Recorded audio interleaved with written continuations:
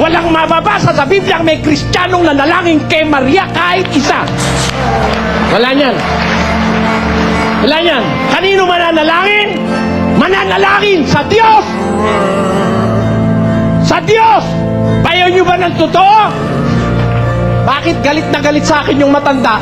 Ayaw niya kasi ng totoo. Kung makatotohanan tayong mga Pilipino, huwag kayong manalangin kay Pedro, kay Miguel, kay Gabriel. Manalangin tayo sa Diyos. Yun ang sabi ng Diyos. Ang hirap sa atin. Kung mo itinuro ng Katoliko, kahit walang batayan, doon tayo nagsisiksik. Hindi titino ang Pilipinas hanggang hindi marunong manalangin ang mga Pilipino. Walang titino. Sinabi na nga manalangin sa Diyos at huwag mag-uulit-ulit. Basta manalangin ka, taimtim sa puso mo.